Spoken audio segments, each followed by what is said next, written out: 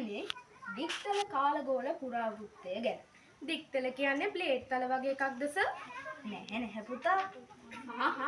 එහෙනම් උදුළු තල වගේ එකක් වෙන්නේ නැති නේද සර්? නෑ ළමයෝ. මේක මේ කතන්දරයක්. ඒකේ නම තමයි දික්තල කාලගෝල කියලා කියන්නේ.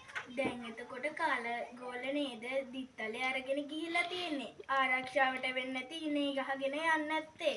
ඔය දික් කඩුවක් වගේ එකක් කොහොම ගහන් ගියාද දන්නේ නැහැ. අයියෝ ළමයි. දැන් ඔය වෙන කතා නවත්තලා මේක අහගන්නකෝ.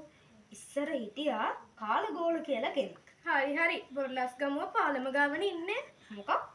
නැහැ සර්. මම කිව්වේ අර පාර ආයනේ තලබෝල විකුණන මිනිස්සයානේ. නැහැ ළමයි. මම කිව්වේ කාලගෝල ගැන. මේ තලබෝලයක් ගැන කතා කරේ නෑ. හැබැයි සර් තලබෝල හරි අලබෝල හරි ඔය මොන බෝලයක්වත් කන්න බැරි වෙයි මේ බදු ගහන ගිහිල්ලට. මොන බදුද පුතාලා? මම කියන්නේ මේ නමක් ගැන. කාලගෝල කියන නම ගැන. හරි. දැන් ඔය කාගේ නමද සර්? කාලගෝලගේ නමනේ. අයියෝ ඒකවත් තේරෙන්නේ නැහැ. දැන්නේ තේරුනේ. එතකොට කාලගෝලගේ නම කාලගෝල. තියන්තන් තේරුම් ගත්තා. දැන් එතකොට කාලගෝල කාගේ ගෝලයාද? හරක් කටාගෙනද, වෙලේ සුදාගේද, වම්බුට්ටාගේද? මේ ළමයි ඔය කතා නවත්තලා මට මේ කියන කතාව කියන්න දෙනවද? හරි සර් කියන්න. අපි අහගෙන ඉන්නවා.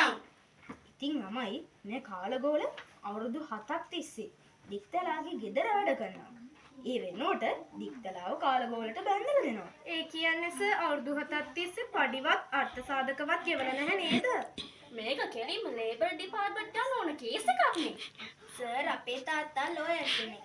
අපි කේස් එකක් ෆයිල් කරමු. මේ ළමයි ඔයාලත් එක්ක බෑනේ කරන්න. අදට කතාව ඉවරයි. මං යනවා යන්න.